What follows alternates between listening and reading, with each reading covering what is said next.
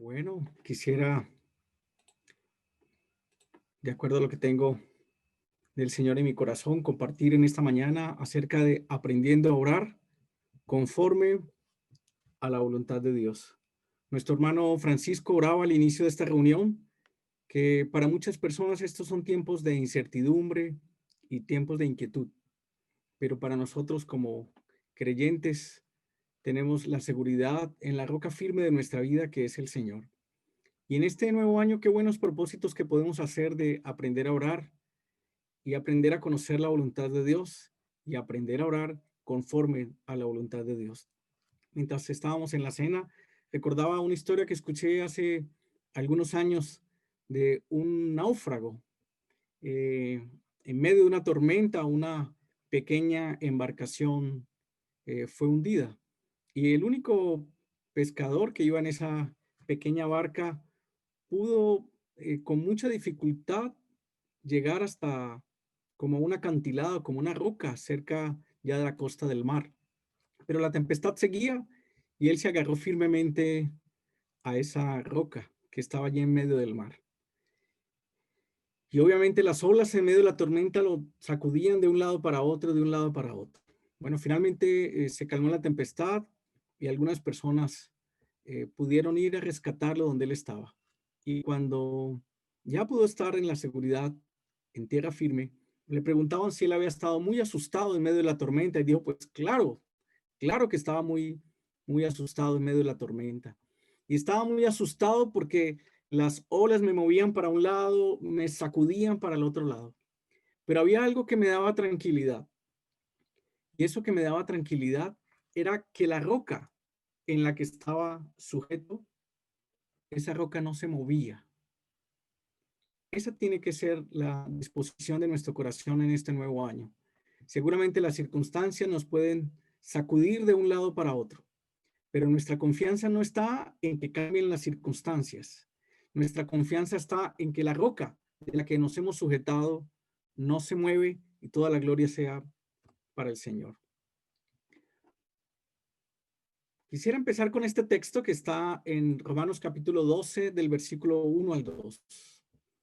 Hablando de tener una mente renovada para conocer la voluntad de Dios. La Reina Valera dice, así que hermanos, os ruego por las misericordias de Dios que presentéis vuestros cuerpos en sacrificio vivo, santo, agradable a Dios, que es vuestro culto racional. No os conforméis a este siglo, sino transformaos por medio de la renovación de vuestro entendimiento, para que comprobéis cuál sea la buena voluntad de Dios, agradable y perfecta. Habría mucho que decir de texto, solamente quisiera enfatizar la necesidad de tener un entendimiento, una mente nueva para poder comprobar cuál sea la voluntad de Dios. Una versión más moderna del lenguaje actual dice lo siguiente de este mismo texto.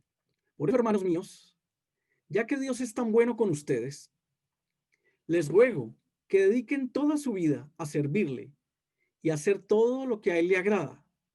Así es como se le debe adorar. Y no vivan ya como vive todo el mundo.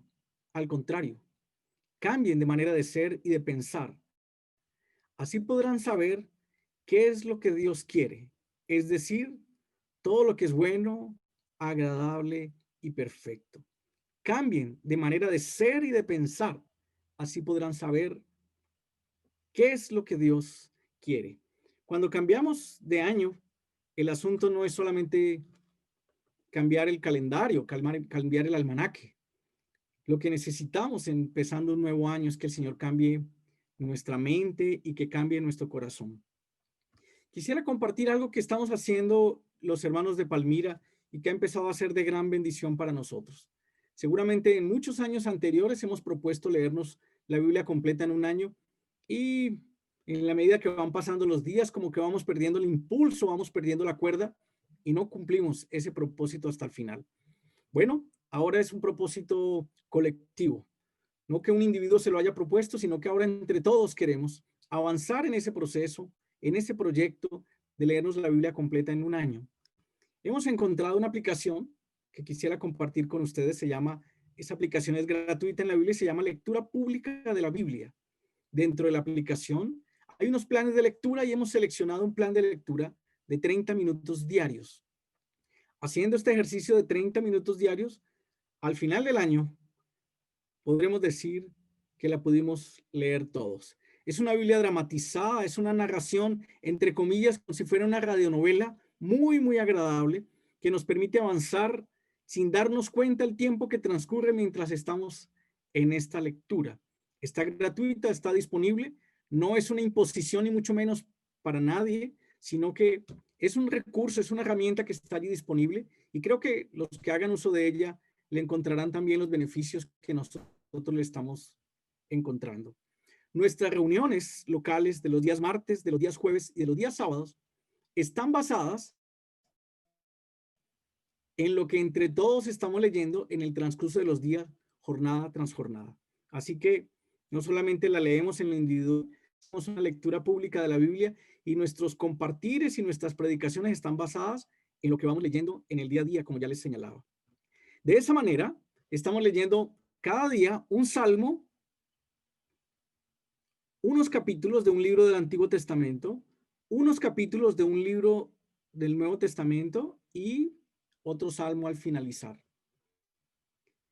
En este plan de lectura de 30 minutos empezamos en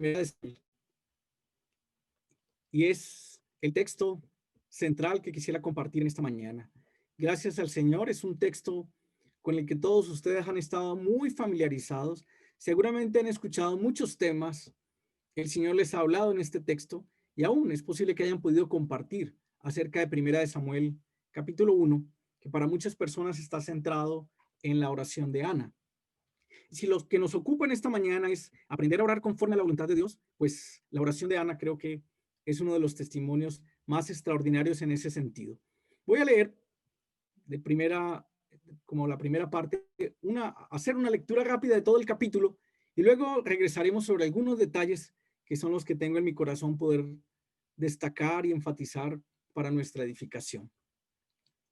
Hubo un varón de Ramataín de Sofín, del monte de Efraín, que se llamaba Elcana, hijo de Jeroham, hijo de Eliú, hijo de Tohu, hijo de Suf Efrateo.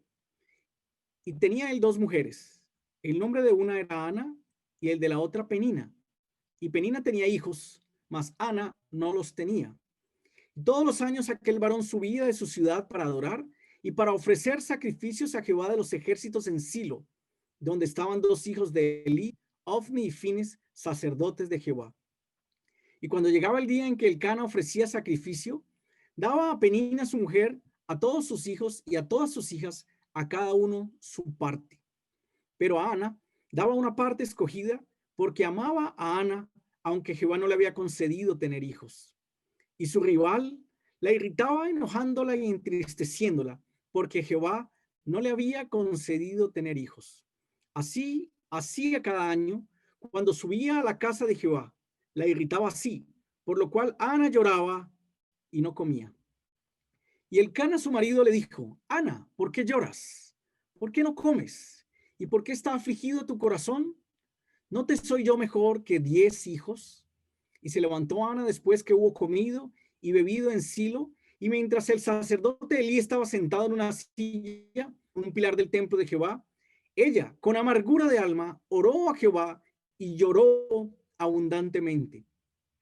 E hizo voto diciendo: Jehová de los ejércitos, si te dignares mirar a la aflicción de tu sierva, y te acordares de mí, y no te olvidares de tu sierva, sino que dieres a tu sierva un hijo varón, yo lo dedicaré a Jehová todos los días de su vida, y no pasará navaja sobre su cabeza. Mientras ella oraba largamente delante de Jehová, Elí estaba observando la boca de ella. Pero Ana hablaba en su corazón y solamente se movían sus labios y su voz no se oía. Y Elí la tuvo por ebria. Entonces le dijo Elí: ¿hasta cuándo estarás ebria? Digiere tu vino. Y Elcana, su marido, le dijo, perdón. Y Ana le respondió diciendo: no, señor mío, yo soy una mujer atribulada de espíritu. No he bebido vino ni sidra, sino que he derramado mi alma delante de Jehová. No tengas a tu sierva por una mujer impía, porque por la magnitud de mis congojas y de mi aflicción he hablado hasta ahora. Elí respondió y dijo, ve en paz, y el Dios de Israel te otorgue la petición que le has hecho. Ella dijo, halle tu sierva gracia delante de tus ojos. Y se fue la mujer por su camino y comió, y no estuvo más triste. Y levantándose de mañana, adoraron delante de Jehová, y volvieron y fueron a su casa en Ramá. Y Elcana se llegó a Ana su mujer, y Jehová se acordó de ella. Aconteció que al cumplirse el tiempo, después de haber concebido Ana, dio a luz un hijo, y le puso por nombre Samuel, diciendo, por cuanto lo pedí a Jehová. Después subió el varón Elcana con toda su familia para ofrecer a Jehová el sacrificio acostumbrado y su voto. Pero Ana no subió, sino dijo a su marido, yo no subiré hasta que el niño sea destetado, para que lo lleve y sea presentado delante de Jehová y se quede allá para siempre. Y Elcana, su marido, le respondió, haz lo que bien te parezca, quédate hasta que lo destetes, solamente que cumpla Jehová su palabra. Y se quedó la mujer y crió a su hijo hasta que lo destetó. Después que lo hubo destetado, lo llevó consigo con 3 becerros, una efa de harina y una vasija de vino, y lo trajo a la casa de Jehová en Silo, y el niño era pequeño. Y matando el becerro, trajeron el niño a Elí. Y ella dijo, oh Señor mío, vive tu alma, Señor mío. Yo soy aquella mujer que estuvo aquí junto a ti, orando a Jehová. Por este niño oraba, y Jehová me dio lo que le pedí. Yo pues lo dedico también a Jehová. Todos los días que viva será de Jehová. Y adoró allí a Jehová. Señor, en esta mañana te damos muchas gracias por tu palabra y te pedimos que en este texto conocido de Primera de Samuel capítulo 1 podamos cavar por tu Espíritu Santo en las profundidades y encontrar esas riquezas que ahí se encuentran consignadas para nuestra edificación en esta mañana. Amén. Bueno, estamos empezando un nuevo año y esta es una extraordinaria porción para este tiempo, porque este capítulo es una transición, o estos primeros capítulos del libro de Samuel son una transición entre ese periodo de conquista y el periodo de los jueces y el inicio del periodo del reino. Entonces encuentro muy apropiado en este cambio de periodo tratar de detenernos y considerar lo que el Señor tiene allí reservado para cada uno de nosotros en este día. Empieza el texto diciendo, en la primera línea, el primer renglón del versículo 1, capítulo 1, hubo un varón. Y seguramente cuando leemos Samuel vamos a ir rápidamente hacia Ana y a escuchar la oración de Ana. Pero el texto empieza diciendo que hubo un varón. Hay muchas cosas que encontramos en el Antiguo y en el Nuevo Testamento que empiezan con una sola persona. Seguramente algunos de los hermanos que están conectados en esta mañana, en su localidad, en su ciudad, se siente como muy solito porque no está él, no está sino solamente él y posiblemente su familia y nadie más.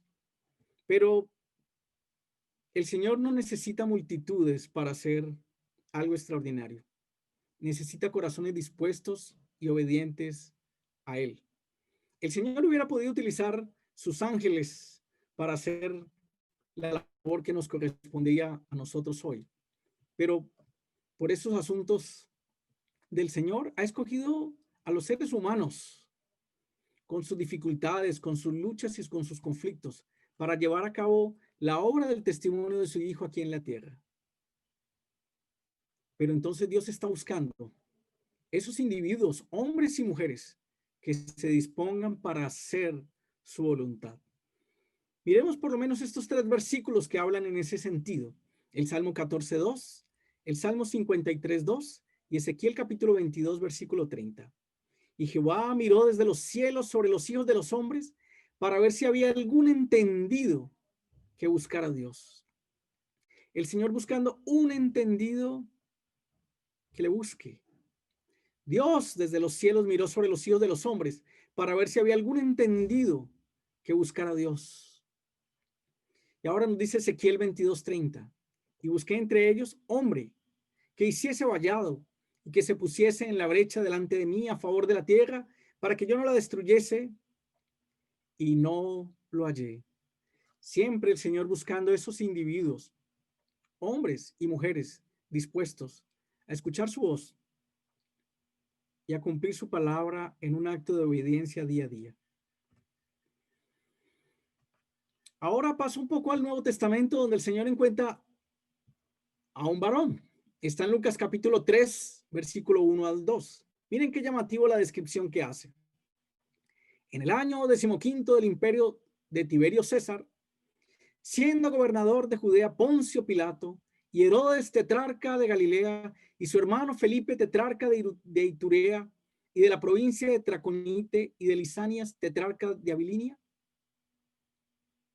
y siendo sumo sacerdote Anás y Caifás, vino palabra de Dios a Juan, hijo de Zacarías, en el desierto. Allí el Señor encontró un varón.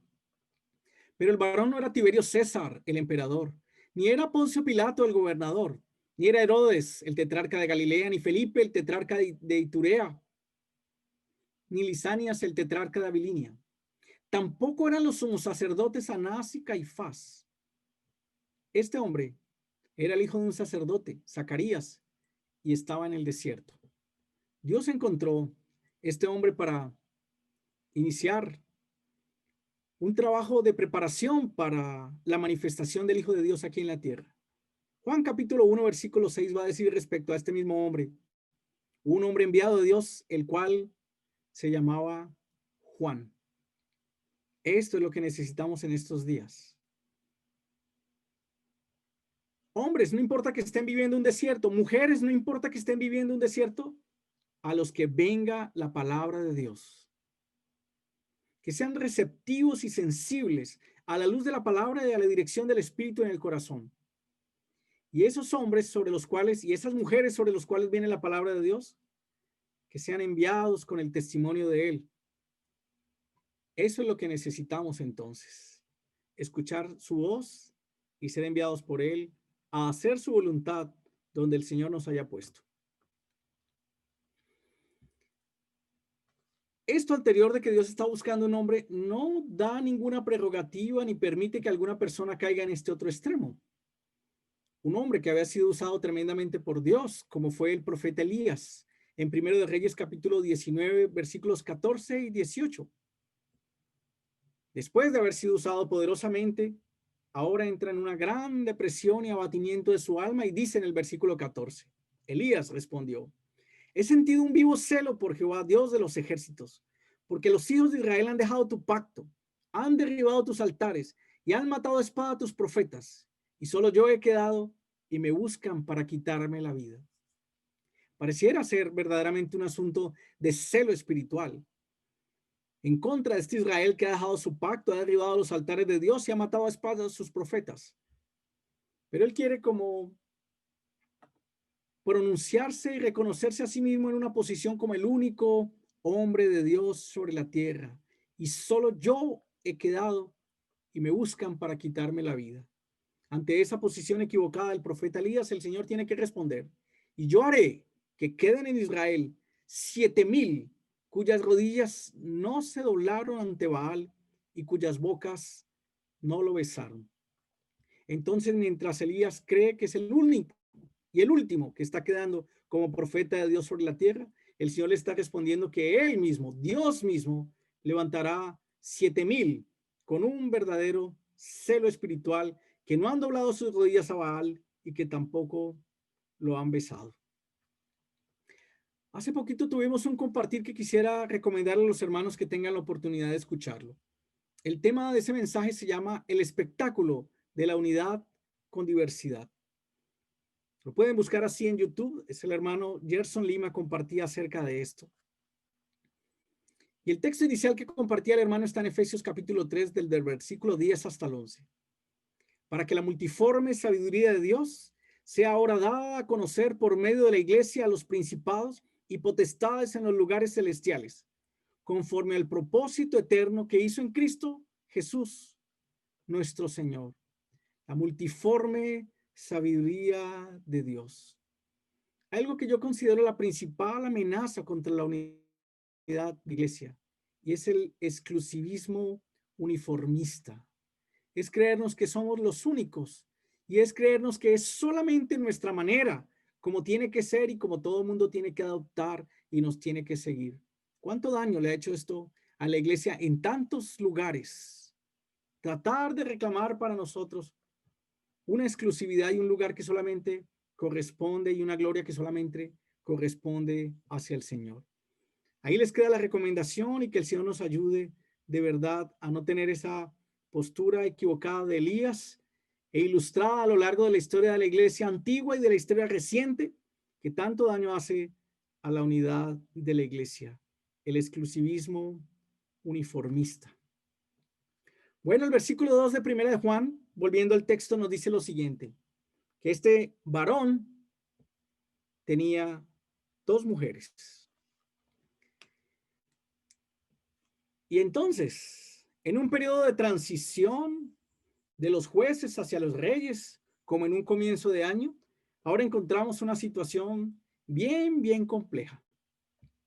Imagínense ustedes las familias de hoy en día con todas las dificultades que tienen que enfrentar. ¿Qué tal una dificultad como esta? Dos mujeres en esa misma casa. Una con hijos y otra sin hijos. Y la que tenía hijos, rivalizando, humillando e hiriendo a la que no tenía hijos. Elcana es el sacerdote de la tribu de Leví, aunque vivía en el monte de Efraín. Penina, que literalmente desde el hebreo quiere decir algo así como con un rico o hermoso cabello o coral o perla. Y Ana, que también se translitera a veces Chaná o Haná, que traduciría benéfica, compasiva o llena de gracia. Es algo así como encontrar en la misma casa una lucha entre la belleza de Penina y la gracia de Ana. Toda una situación de tensión, toda una situación de conflicto. Pero en esas situaciones de conflicto es donde podemos ver la mano de Dios y la gloria del Señor. Seguramente en nuestras vidas y en nuestras familias podemos estar pasando por una situación, tal vez no como esta, pero igualmente conflictiva. Esas situaciones que vemos que van pasando los años y que no podemos resolver y que todo lo contrario, no solamente no se resuelven, sino que parece que se enquistan, que se endurecen y que se perpetúan, solamente poniendo de manifiesto la necesidad de una intervención sobrenatural del Señor para romper todas esas cadenas y esos yugos que nos oprimen aún a nosotros como creyentes. La Biblia nos va a decir en el versículo 6 que Penina irritaba a Ana, enojándola y entristeciéndola, porque Jehová no le había concedido tener hijos. Así hacía cada año cuando subía a la casa de Jehová, la irritaba así, por lo cual Ana lloraba y no comía. Y Elcana, su marido, le dijo a Ana, ¿por qué lloras? ¿Por qué no comes? ¿Por qué está afligido tu corazón? ¿No te soy yo mejor que 10 hijos? O sea que esta estrategia de Penina encerraba una gran maldad. Y era que en el día en que Ana se disponía para subir al sacrificio, hacer su oración especial, para que Dios de una manera definitiva resolviera el asunto de su matriz y de su infertilidad, pues entonces Penina orquestaba toda una situación alrededor de ella para irritarla, para enojarla, para entristecerla, para afligirla de tal manera que cuando subía a la casa de Jehová no tuviera una actitud correcta, no tuviera un corazón perfecto, no tuviera una mente nueva para orar a Jehová, para orar al Señor. Y el resultado final de esa condición espiritual de Ana entonces fuera una oración sin respuesta. Parece que cuando Elcana dice al final del versículo 8, no te soy yo mejor de 10 años, algunos de los comentaristas bíblicos apuntan que podría estar señalando Elcana a una situación que podría haberse perpetuado durante 10 años. ¿No te soy yo mejor que 10 hijos? ¿10 hijos? O sea, como si durante 10 años hubieran estado subiendo a hacer este tipo de oración, este tipo de sacrificio, este tipo de búsqueda del Señor y no hubieran encontrado respuesta. O Los hermanos también recordarán que el número 10 en la Biblia es un número de prueba, como los 10 días de prueba que hizo Daniel en los primeros capítulos de su libro para demostrarle al jefe de los eunucos que si no se contaminaban con esa comida estarían mucho más saludables. A veces damos lugar a muchas cosas en nuestro corazón que no glorifican al Señor y que terminan estorbando nuestras oraciones. Nos acercamos al Señor, nos acercamos a la casa del Señor, pero lo único que hay en nuestro corazón es irritación, enojo, tristeza, aflicción de nuestro corazón. Y es cierto que todas estas cosas las podemos derramar, derramando nuestra alma en oración delante del Señor. Pero a veces esa condición emocional y espiritual lo único que hace es perturbarnos de tal manera que ni aún en las casas del Señor podemos disfrutar del Señor que tenemos. Ana tenía un esposo que la amaba, eso nos dice la Biblia. Ana nos dice que tenía un esposo que era cariñoso con ella y la consentía. La Biblia nos dice que este esposo estaba también interesado en que el Señor respondiera a la oración de Ana y le daba una porción especial para que ella la llevara al sacrificio delante del Señor. Pero no importa que haya un esposo que la ame, no importa que haya un esposo que atienda a sus necesidades y la consienta, no importa que haya un esposo que esté interesado en su genuino crecimiento espiritual y la respuesta del Señor a sus oraciones. Si a pesar de todo eso, cuando Ana se presenta delante del Señor, está tan llena de eso, de la irritación, del enojo, de la tristeza y de la aflicción de su corazón, que no puede disfrutar del Señor que está buscando, que no puede disfrutar del Señor a quien está dirigiendo su oración, y que no puede disfrutar del Señor, que es el único que finalmente puede conceder el anhelo de su vida. Bueno, eso pareciera solamente ser una condición de Ana, pero hay una pista extraordinaria que encontramos en 1 de Pedro capítulo 3, versículo 7, hablándole particularmente a los esposos, a los maridos, a los hombres que me escuchan en esta mañana. Dice 1 de Pedro capítulo 3, versículo 7. Vosotros maridos igualmente vivid con ellas sabiamente, dando honor a la mujer como a vaso más frágil y como a coherederas de la gracia de la vida, para que vuestras oraciones no tengan estorbo.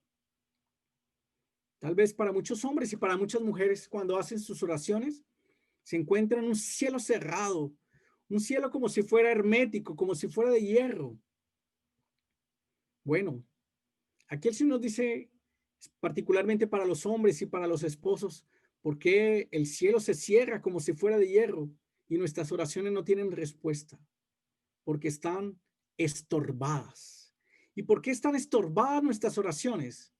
Porque no vivimos sabiamente con nuestras esposas, porque no les damos honor como a un vaso más frágil y porque no las vemos a ellas como coherederas de la gracia de la vida.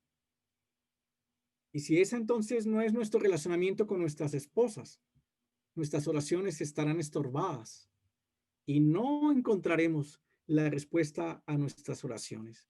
O sea que Ana nos ilustra en su condición espiritual el estorbo en su oración. Y 1 de Pedro 3:7 nos habla ya en el caso de los hombres también condiciones a nivel de la pareja, a nivel de la familia, que estorban a nuestras oraciones. El problema de Ana no era con Penina, aunque cuando uno lo lee parece eso, y la Biblia misma destaca que Penina era su rival, pero la rivalidad no es contra las personas que están alrededor nuestro. La pelea de Ana no era contra Penina, porque la Biblia nos dice que nuestra lucha no es contra sangre y carne, sino contra principados, contra potestades, contra los gobernadores de las tinieblas de este siglo, contra huestes espirituales de maldad en las regiones celestes. Por eso la Biblia nos dice que debemos tomar toda la armadura de Dios para que podamos resistir en el día malo y habiendo acabado todo, estar firmes. La pelea de Ana era contra ella misma y su condición espiritual y el mundo espiritual invisible alrededor de ella que hacía que sus oraciones estuvieran estorbadas. Miren lo que dice Santiago capítulo 4 del versículo 1 hasta el 3. ¿De dónde vienen las guerras y los pleitos entre vosotros? ¿No es de vuestras pasiones las cuales combaten en vuestros miembros? Codiciáis y no tenéis. Matáis y ardéis de envidia y no podéis alcanzar. Combatís y lucháis, pero no tenéis lo que deseáis porque no pedís. Pedís y no recibís porque pedís mal para gastar en vuestros deleites. ¿De dónde vienen nuestras guerras? ¿De dónde vienen nuestros pleitos con otros? Decimos por los otros, por lo que me hicieron, por lo que dijeron, por lo que comentaron, por lo que escribieron, por lo que señalaron de mí. Ahí está mi guerra y encontramos la respuesta. Pero eso no es lo que dice la Biblia. Lo que la Biblia está diciendo en este versículo es que las guerras y nuestros pleitos en la pareja, en la familia, en los lugares de trabajo, en los lugares de estudio y también en la iglesia, vienen de nuestras propias pasiones, desde nuestro propio interior, desde ese interior en donde combaten nuestros miembros. Anhelamos muchas cosas, las codiciamos y aún podemos hacer cosas hasta en nuestras propias fuerzas para poder lograrlas, pero no alcanzamos. Combatís y lucháis, peleamos y peleamos, pero no avanzamos. No logramos alcanzar lo que queremos porque no pedimos. Pero cuando pedimos, dice el versículo 3, no recibimos, como Ana o como los esposos de Primera de Pedro. Pedimos y no recibimos porque pedimos mal.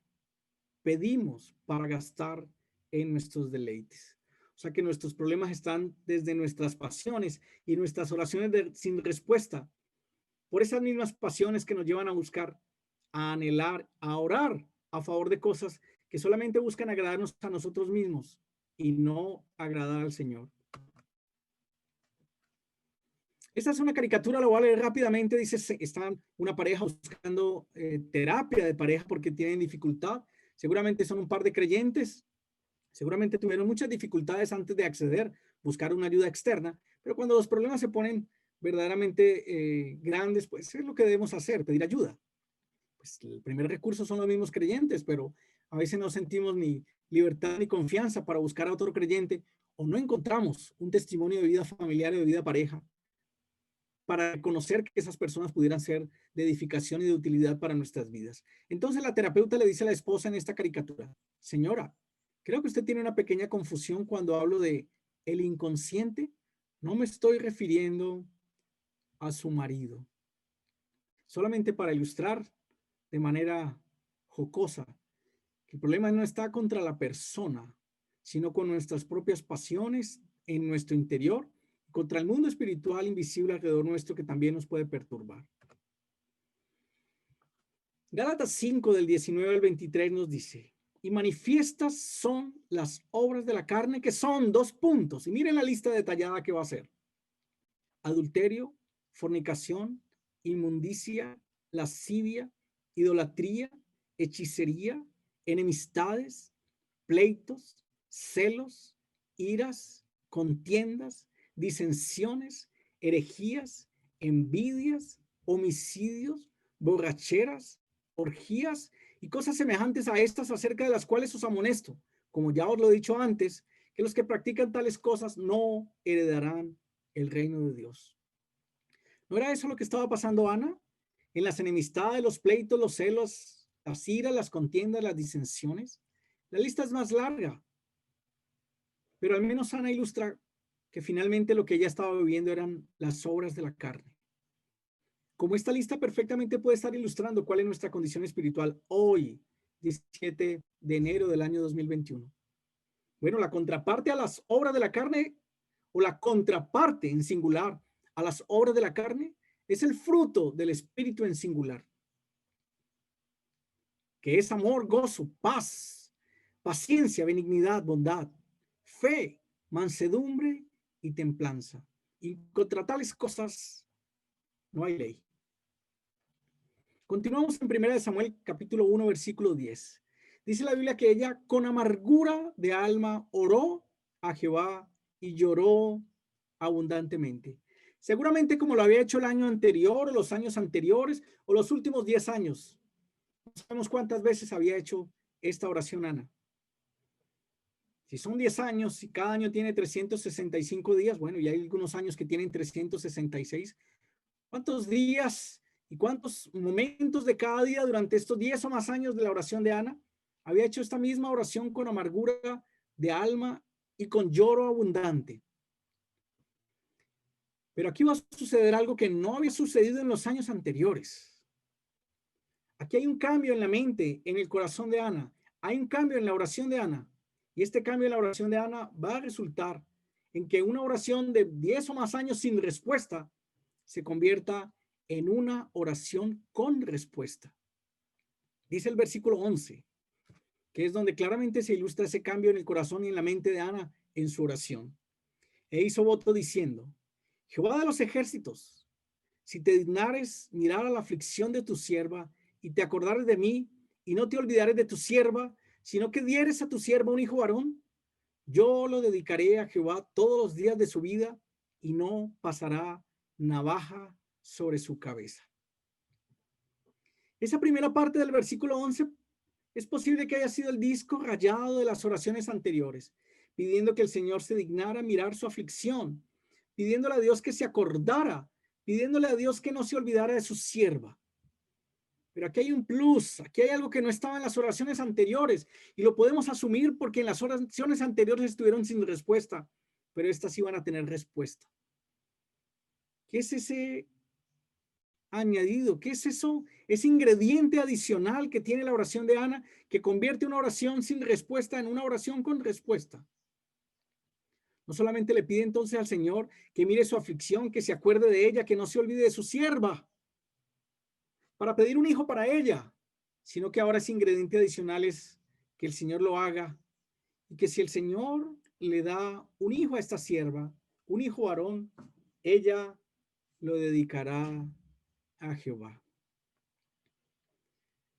O en otras palabras, ya después de tantos años de Ana haber estado pidiendo un hijo para ella misma, ahora ella quiere tener un hijo, pero no un hijo para ella, sino un hijo para el Señor. Y lo va a dedicar al Señor, y lo va a dedicar todos los días de su vida al Señor. Y como una expresión externa de esa consagración de su hijo al Señor, no pasaría navaja sobre su cabeza.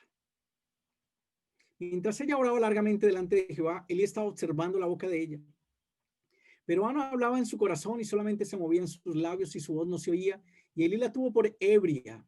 Entonces le dijo Elí: ¿hasta cuándo estarás ebria? Digiere tu vino. Igual que en Hechos capítulo 2, cuando los apóstoles empezaron a hablar llenos de esa plenitud del Espíritu Santo y los escucharon hablar en distintas lenguas y los que escucharon interpretaron como que estaban borrachos en horas tempranas del día. Esta fue la oración larga de consagración de Ana en este momento. ¿Cuánto de lo que hemos pedido y no hemos encontrado respuesta han sido peticiones para nosotros mismos en relación a algún asunto personal, de pareja, familiar, del trabajo, económico? Siempre pidiendo para nosotros, para nuestras pasiones y para nuestros deleites y para nuestros anhelos. Hijos, para poder decirle a Penina: ya tengo uno, ya no me puedes humillar, ya no me vas a volver a entristecer, ya no me vas a volver a irritar. Un hijo para que se volviera como un escudo protector ante su rival. Solamente conduciendo vez tras vez a oraciones sin respuesta. Pero este cambio en la oración de Ana tiene que ser el cambio en la oración nuestra. Pero me atrevo a decir que no solamente es un cambio en la oración de Ana, sino que es un cambio en la vida de Ana. Y ese cambio tiene que ser entonces no solamente en nuestra oración, sino también en nuestra propia vida. Y más empezando este nuevo año. Hay algo que, aunque no aparece la palabra allí, es algo que vemos claramente en este texto. Y es la cruz. No un hijo para mí, sino un hijo para ti. Esa es la negación a nosotros mismos. Esa es la cruz que, como el Señor nos enseña en su palabra, debemos llevar. Ana le respondió diciendo en el versículo 15: no, Señor mío, yo soy una mujer atribulada de espíritu. No he bebido vino ni sidra, sino que he derramado mi alma delante de Jehová. No tengas a tu sierva por una mujer impía, porque por la magnitud de mis congojas y de mi aflicción he hablado hasta ahora. La magnitud de mis congojas y de mi aflicción, eso es lo que he hablado en la tribulación de mi espíritu. Elí respondió y dijo en el versículo 17, ve en paz, y el Dios de Israel te otorgue la petición que le has hecho. Y ella dijo, halle tu sierva gracia delante de tus ojos. Y se fue la mujer por su camino y comió y no estuvo más triste. Nunca más estuvo en esa tristeza que le había acompañado durante tantos años. Ahora, hasta aquí no ha tenido el hijo. Hasta aquí no ha recibido la respuesta del Señor. Pero ahora está confiando en esa palabra, que su oración ha sido escuchada. De que el hijo que antes pedía para ella, ahora el Señor se lo va a conceder porque va a ser un hijo para el Señor. Y en esa confianza en la palabra del Señor, alimentando su fe en eso, afirmándose sobre la roca de su vida, nunca más estuvo triste. El final del capítulo nos dice que este niño nace y ella lo cría los primeros años hasta el destete, hasta que llega el momento de cumplir lo que había sido su oración.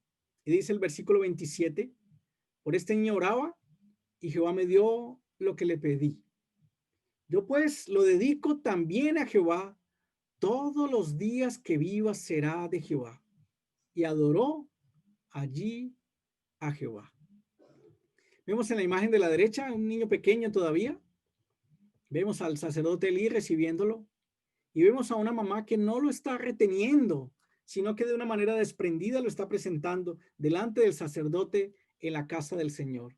Yo pues lo dedico también a Jehová. Este era el niño por el que oraba. Ya el Señor escuchó mi oración. Yo pues lo dedico también a Jehová. Todos los días que viva será de Jehová. Y adoró allí a Jehová. Una vida de adoración es lo que podemos encontrar finalizando ese capítulo. ¿Por qué la esterilidad y las oraciones sin respuesta? Yo creo que esa ha sido una pregunta que nos hemos hecho a lo largo de nuestra vida cristiana. Y se la han hecho los creyentes en el Antiguo Testamento y en el Nuevo Testamento y en todo lo largo de la historia de la iglesia. Y sobre este tema se han escrito una gran cantidad de libros, todos seguramente con mucho que enseñarnos al respecto. ¿Por qué la esterilidad de Ana? ¿Y por qué las oraciones sin respuesta? ¿Por qué nuestra propia esterilidad y por qué aparentemente no vemos el fruto en nuestra vida, en nuestra familia, en nuestro ministerio que deberíamos de llevar? ¿Por qué a pesar de nuestras oraciones repetitivas y que las hacemos en nuestro entendido de la mejor manera, no encontramos las respuestas? La Biblia dice por lo menos 2 veces en este primer capítulo que era Dios, era Jehová el que no le había concedido a Ana tener hijos. Dios usaría la matriz estéril de Ana y el dolor de no tener hijos para lograr algo grandioso en su vida y en todo el plan de salvación. Aunque las cosas eran difíciles, Dios aún estaba a cargo. Eso es lo que tenemos que destacar en este capítulo entonces. Que no importa la dificultad, las circunstancias que tengamos que enfrentar, nuestro Dios soberano continúa sosteniendo por su palabra todo el universo. El Señor continúa en su trono, en el control de todas las circunstancias. La soberanía de Dios sobre la matriz de Ana y de otras mujeres en el Antiguo Testamento es algo que encontramos en mujeres como Sara, en mujeres como Rebeca, en mujeres como Raquel. Cómo Dios utilizaba esa esterilidad y esa falta de fruto para que hombres y mujeres se volvieran al Señor con todo su corazón y se sometieran ante esa soberanía del Dios que era el que cerraba la matriz y era el único que podía nuevamente volverla a abrir. Pero había que discernir eso, que era Dios el que no le había concedido a Ana tener hijos.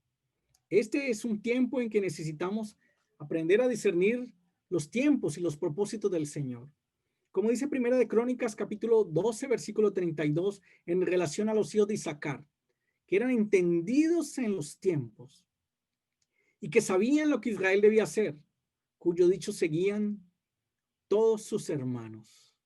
Necesitamos entender estos tiempos y estas circunstancias, y no con un tipo de discernimiento humano, sino con la luz del Señor en cada una de las cosas que acontecen.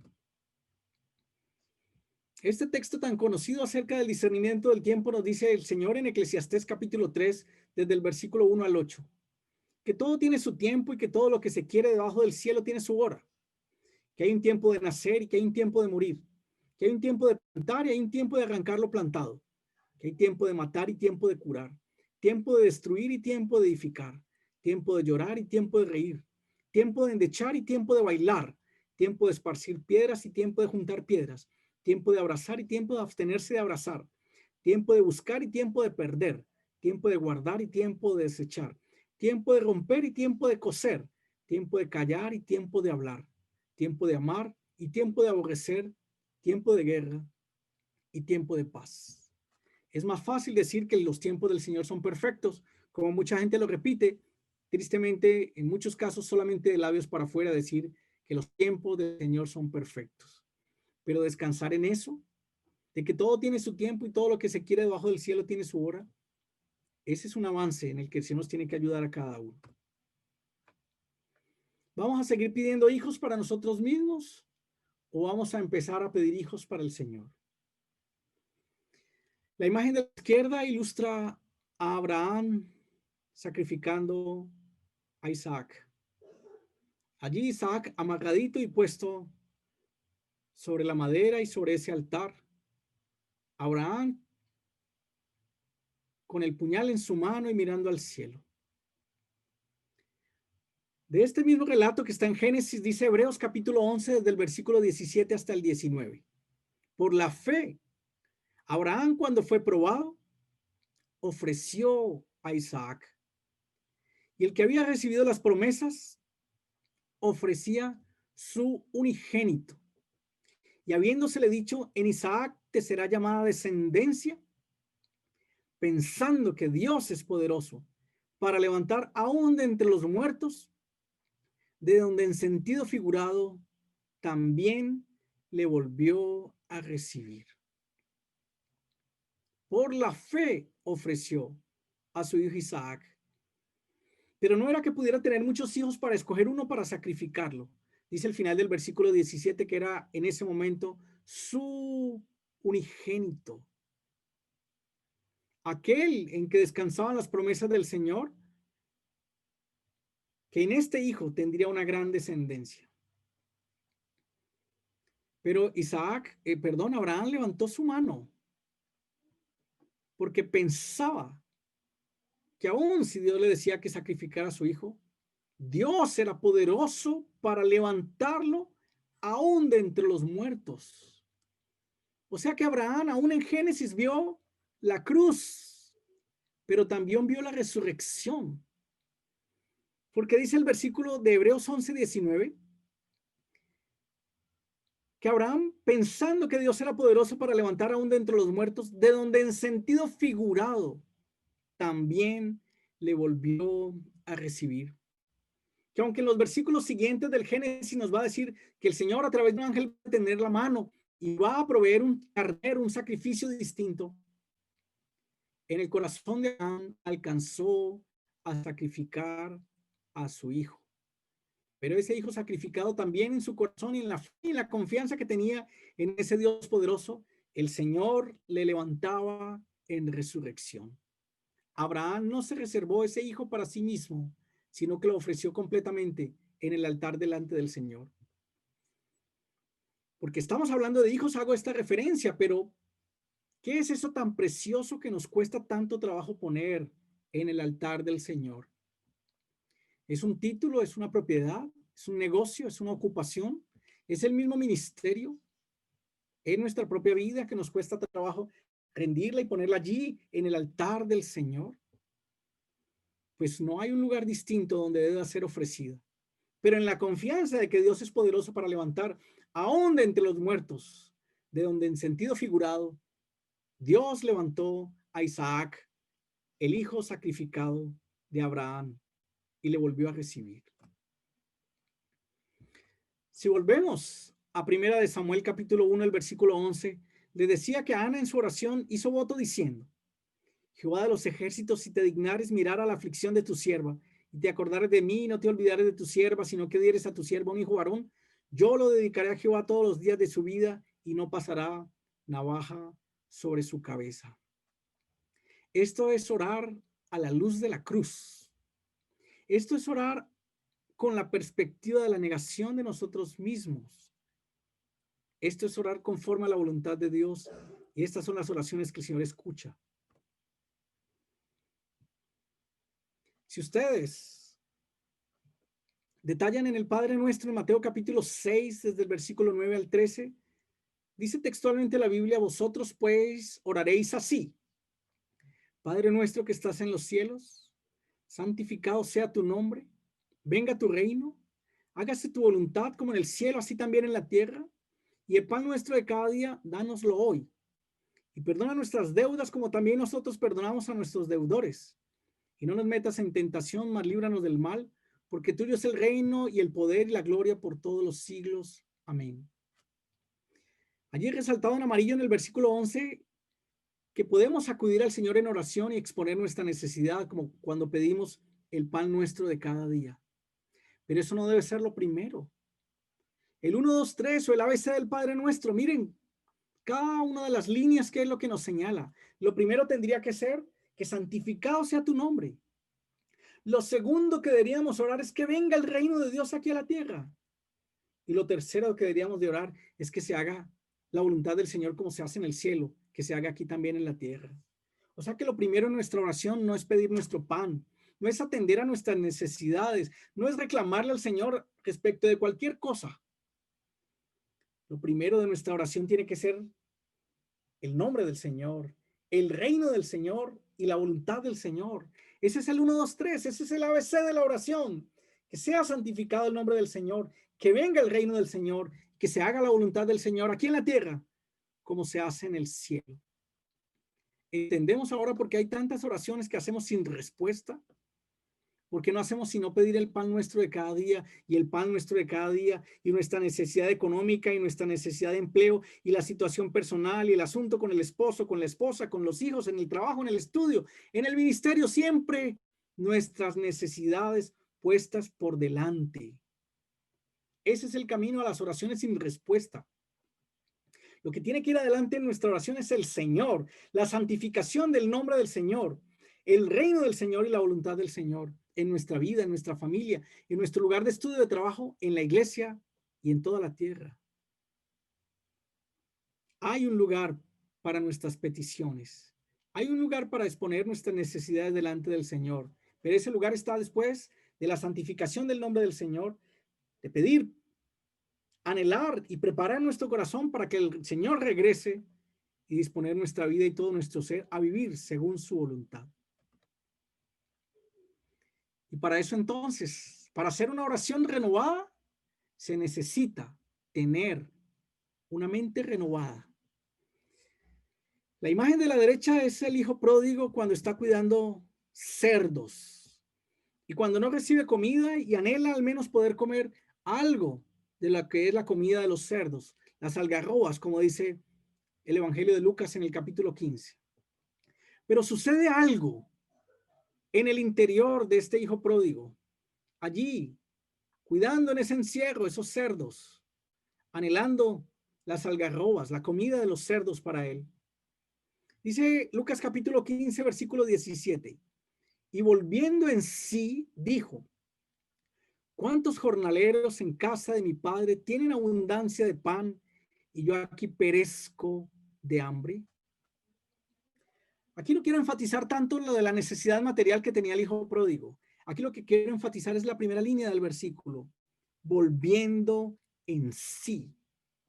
Esa es la palabra, allí la palabra es metanoia, es la palabra para arrepentimiento, es la palabra para el cambio de la mente. Volviendo en sí.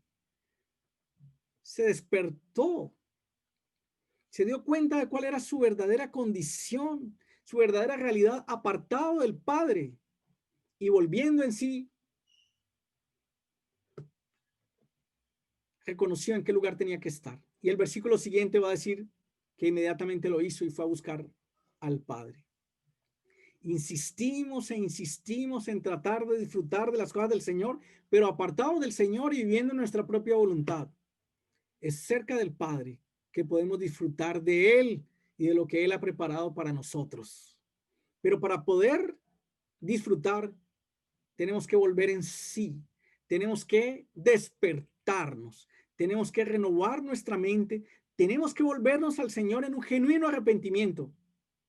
Y estas oraciones renovadas, con una mente renovada, tendrán la respuesta del Señor para nosotros. Volvemos al texto con el que empezamos y ya estamos terminando.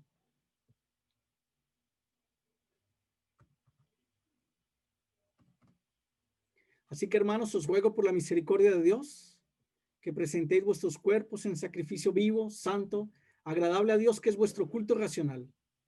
No os conforméis a este siglo, sino transformaos por medio de la renovación de vuestro entendimiento, para que comprobéis cuál sea la buena voluntad de Dios, agradable y perfecta. Necesitamos cambiar nuestra manera de ser y de pensar, y así podremos saber qué es lo que Dios quiere. Y si sabemos qué es lo que Dios quiere, oraremos conforme a su voluntad. Oraremos, no desde nuestra propia complacencia y nuestro propio gusto, sino desde la cruz.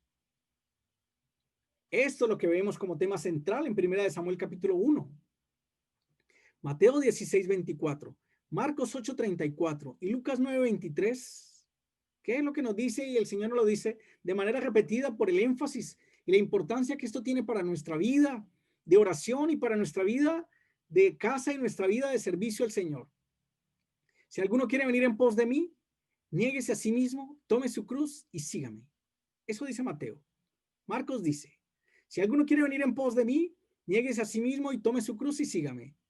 Eso dice Marcos, citando al Señor. Y Lucas 9 dice, si alguno quiere venir en pos de mí, niéguese a sí mismo, tome su cruz cada día y sígame. Ese es el ABC de la oración entonces y de nuestra vida. Ya vimos cuál era el ABC en la oración, ¿sí? Glorificar el nombre del Señor, anhelar la venida de su reino y el cumplimiento de su voluntad en nuestras vidas. Ahora, en nuestro día a día, ¿qué es lo que tenemos que hacer? El ABC ya no solamente de nuestra oración, sino de nuestro caminar y de nuestro obrar. Obrar en el día a día. Pues arranca con un niéguese a sí mismo, continúa con un tome su cruz, y Lucas nos da un detalle, tomar la cruz es cada día y seguir al Señor. Me gustaría decirle a los hermanos que hay otra forma, que hay otro método, que si usted anhela ser un discípulo del Señor, podría encontrar otro camino. Pero el Señor en estos 3 textos nos está declarando de una manera muy, muy enfática y contundente para nosotros, que no hay otra forma. No hay otra forma de ser discípulos del Señor. No hay otra manera, sino negándonos a nosotros mismos, tomando nuestra cruz cada día y siguiéndole a Él. Así no solamente oró Ana, sino que así se condujo Ana de allí en adelante. Hay un libro que quisiera recomendar antes de terminar. Lo pueden ustedes descargar en Tesoros Cristianos. El libro se llama El Retorno de la Gloria de Dios, del hermano Bat-Sin. Nos va a hablar desde el tiempo de Samuel y de Elí hasta el tiempo 140 años después, cuando el templo construido por Salomón se llena de la gloria de Dios. Vale la pena que lo puedan descargar, lo puedan leer y puedan continuar profundizando acerca de este periodo de transición de los jueces a los reyes y de este tema de aprender a orar en la perspectiva de la cruz y a vivir y servir al Señor en esa misma perspectiva. ¿Cómo termina el primer capítulo de Primera de Samuel? Por este niño oraba y Jehová me dio lo que le pedí. Yo pues lo dedico también a Jehová todos los días que viva, será de Jehová. Y cierra diciendo, y adoró allí a Jehová. Ana adoró allí a Jehová. Tal vez no sea fácil adorar a Dios en el día en el que entregas a tu pequeño hijo, pero es una adoración de la que Dios se agrada, incluso cuando debemos traer sacrificios de alabanza a Dios. Este podría haber sido para Ana el día más triste y más terrible de su vida, el día en que se separaba de su hijo para llevarlo delante del Señor. Pero ya leímos que el corazón de Ana nunca más volvió a estar triste. Ana había hecho una oración, Dios había contestado esa oración. Ana había hecho una promesa a Dios y Ana iba a cumplir esa promesa que le había dicho al Señor, que si le daba un hijo ya lo devolvería, y lo devolvió en el versículo 8, ahí lo llevó.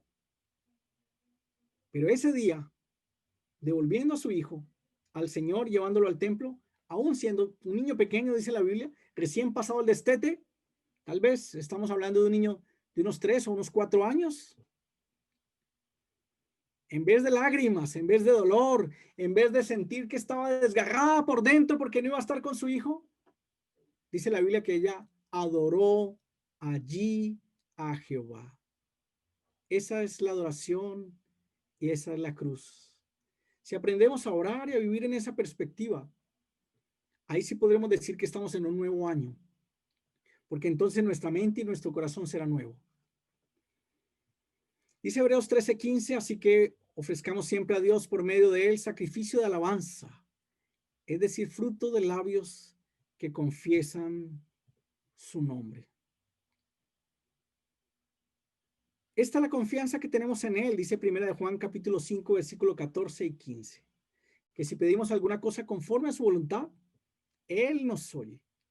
Y si sabemos que él nos oye en cualquier cosa que pidamos, sabemos que tenemos las peticiones que le hayamos hecho. ¿Cuál es entonces la respuesta de por qué hay una gran cantidad, hay una larga lista de oraciones sin respuesta? Porque oramos conforme a nuestra voluntad y no conforme a la voluntad del Señor. Porque si pedimos alguna cosa conforme a su voluntad, ahí está la respuesta del Señor. Y si sabemos que Él nos oye en esas peticiones que estamos haciendo conforme a su voluntad, entonces sabemos que tenemos las peticiones que le hemos hecho. Que el Señor nos conceda cada día aprender a orar y a vivir conforme a su voluntad. Vamos a orar